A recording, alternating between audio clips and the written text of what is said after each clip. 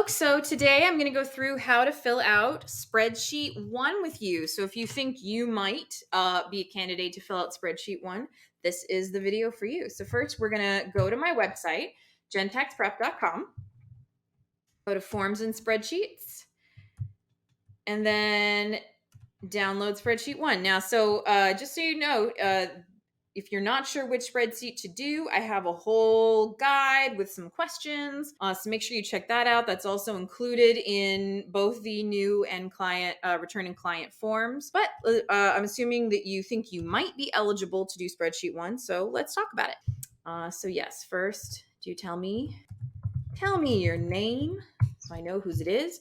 Okay, now should you be doing Spreadsheet 1?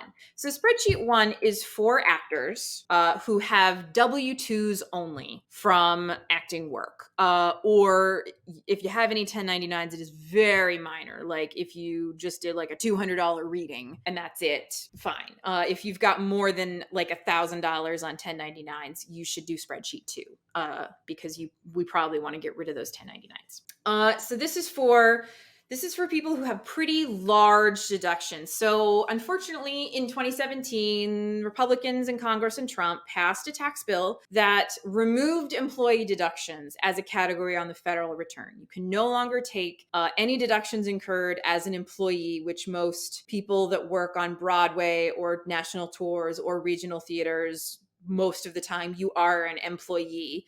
So that means nothing. No agent fees, no union dues, no headshots, no nothing. They're all gone and not just for you, for every profession. That was just gone from the tax code. But there are still 4 states that I know of that allow these deductions on the state level. And those states are New York, California, Pennsylvania, and Iowa. I have yet to come across any other states that allow them. I have ruled out most states, like I know New Jersey and Connecticut don't. I know Ohio doesn't, etc. If you want me to double check your state, by all means, email me and I will. But this is mostly for people who either lived or did a substantial amount of work in New York or California. If you lived or did a substantial amount of work in Pennsylvania, you do still have deductions. Just let me know, because for Pennsylvania, they have to be done in a very certain way that this spreadsheet is not set up for. So let me know about Pennsylvania. But New York does still allow deductions, but you need to have more than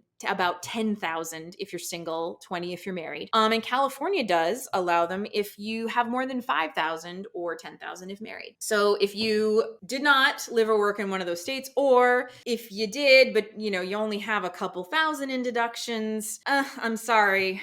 Then there's probably nothing we can do. And you'll notice that this spreadsheet doesn't have like a million categories the way my other spreadsheets usually do. I just have really just the big 3 here, and then I let you list any further. And the reason for this is when you can only deduct on the state, the value of the deductions is much, much less because state taxes are so much lower. I mean, when we got to do these deductions in the federal, it saved people thousands of dollars, whereas on the state, we're talking a couple hundred. So I don't want you to spend hours of your time digging through your receipts and on to save $50.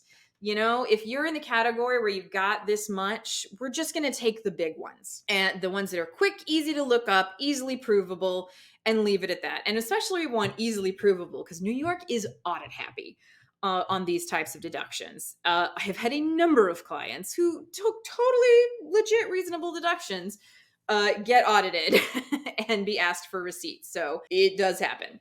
So that means that we're sticking to the big things. So we're sticking to big things like agent fees. So let's just say, I'm just going to give you this scenario here. Let's say that last year in 2021, I took a job for a month in Utah at a regional theater because they opened up, and then I got back on Broadway when they opened up in September. So let's say total I earned about $50,000, about $50,000 from performing between those 2 jobs. So if I earned about $50,000, that means if I'm paying my agent 10%, I paid my agent $5,000. Or you can certainly ask your agent for a statement. Most agents are good about that, giving you a statement, or they should be. I paid union dues. So the union dues, I haven't looked up what they are this year, but they are around 2.25%. I think they increased them slightly. So that would be $11.25 in union dues. And then let's say I paid $500 in dresser tips. And then, so this is for any other large acting purchases easily proven. So if like you did headshots and you paid $2,000, or you took a class that was really expensive at Actors Connection and it was $1,000, and you can easily pull up that receipt and know and prove that that's what it was. I do not want, this is not for every little thing. This is not for 10% of your internet and I want to take my Hulu and, I want to take some of my MetroCard. No, this is for big, quick, easily provable things. If you want to do every little thing, do Spreadsheet 2, not Spreadsheet 1. This is just for people, I don't want to say you're lazy, but it's for people who recognize the value, the time value of, the monetary value of time. So you just want to do something quick and easy to get you a few $100s in deductions. So let's say I took an online class while everything was still shut down. So I took a class and it was $1,000. So in that case, just so we're keeping track here and see how difficult this is, I'm going to total this up. I've only gotten to 76.25. So that is enough for California. So if I'm a California person, done and done. If I'm in New York, we'll see how we're doing there. We might get across the finish line with the food. So the next big thing is food if you were out of town. This is mostly for regional jobs. If you're on a tour, chances are your per diem is gonna offset any deductions you had. If you were on a particularly stingy tour that say only gave you a $30 a day per diem, then you can put it here and we'll work out the difference. But most equity tours more than cover what you could deduct for food with their per diem, so we don't really bother with it here. So we said I had a job in Utah. So I was in Salt Lake City, Utah from June 1st to July 1st. So that would be 31 days. And then I would look up, whatever the Salt Lake City amount is. Let's say it's 60. I will do this. Jennifer, will do this. This is what I would do. You don't have to do this. Okay, so that's another 1860. And be aware that food gets cut in half. So that's really only going to be 900 something. Okay, so that's it for acting deductions. Now the rest of this spreadsheet is basically the same as spreadsheet 4. So if you're doing this spreadsheet, you do not also need to do spreadsheet 4 because it's all covered here. So first we have medical. Now again, medical has a threshold of its own. So you really only need to do medical if you've got several $1,000s. So like on a $50,000 income, medical doesn't even start counting until you've got 3,750. So you don't need to do medical unless you've got several $1,000s of medical deductions. So if you're like, no, I have just one doctor for 300 and another prescription for $50, don't bother. You don't need to do that. But if you had significant, several $1,000s of medical expenses, maybe you had an expensive procedure, you had a big dental procedure, you had to have a lot of physical therapy or, mental health therapy, Lord knows it was a tough year for a lot of us, by all means. But if it's just a few hundred or something, you don't need to worry about it. It's not going to count. Health insurance, you can note whatever premiums you paid, if that's for your equity or SAG insurance or another job, or if you bought it privately, you can note that here. Again, that goes with the medical deduction. So only if it's going to a significant total. Okay, then we have charity. So that's its own category. So charity, you can please do list what the organizations are. They do need to be actual charities. So no GoFundMes, no Kickstarters, no helping a friend, no I gave to a homeless person, no political contributions. So be careful, especially with the political contributions, because there were a lot of like quasi-political, quasi-charitable organizations that have popped up in the last couple of years, and they have worthy causes, don't get me wrong, but like a lot of them just aren't actual charities because they were just quick pop-up, like here's a bail fund for this person.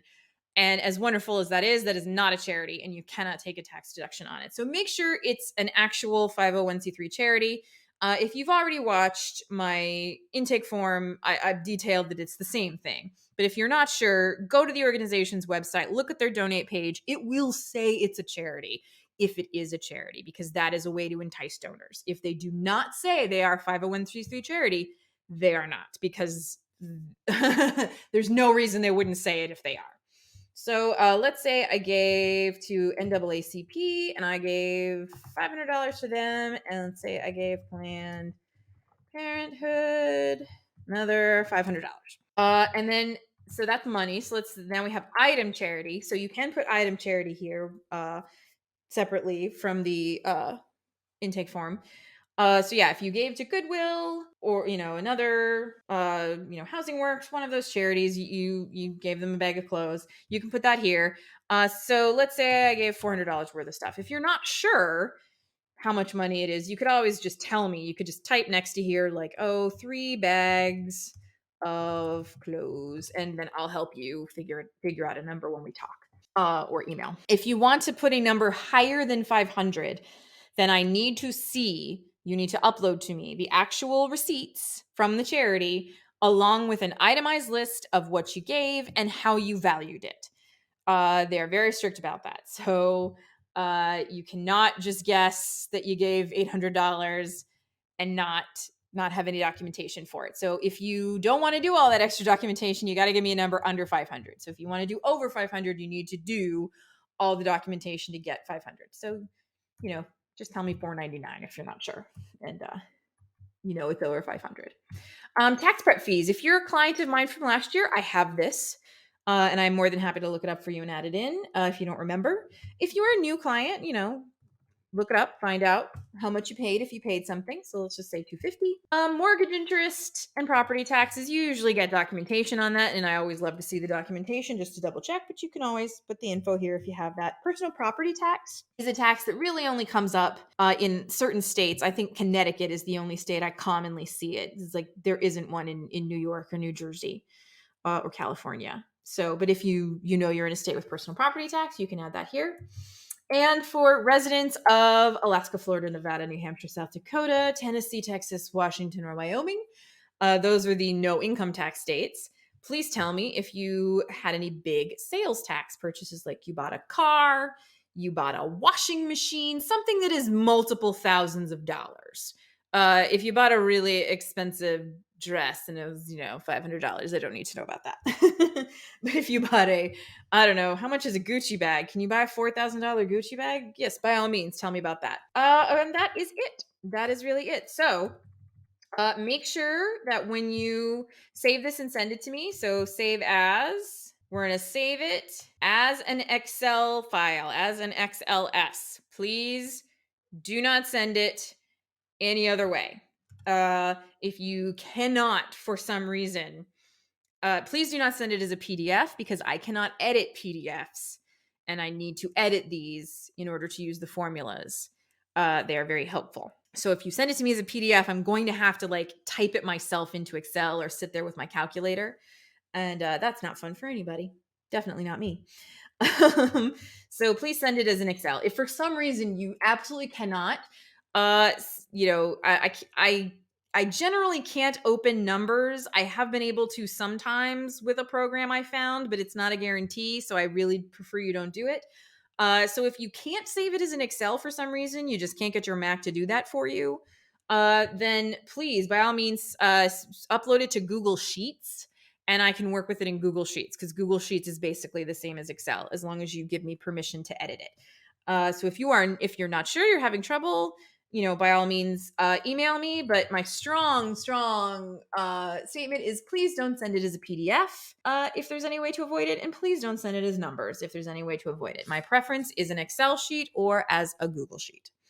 All right, guys. So hopefully you've got enough to take advantage of this delightful spreadsheet. If you don't have enough, you're like, oh, I definitely don't have 10,000 for New York. Then sorry. There's nothing to do but save your time. Or if you're one of those people who's like, I got nothing but time, I'm unemployed right now, I don't mind going through all my receipts, then by all means, do Spreadsheet too. If you want to just wring every dollar, just be aware that be very certain about receipts for things, because as we said, New York is very audit happy. So if you're doing this for New York, we might really cut down on what you can take, because we don't want there to be any questions. Okay, further questions, feel free to email me or talk to me during your appointment. Hopefully this helped you fill it out to the best of your ability through your before your appointment, and we'll talk soon. Bye.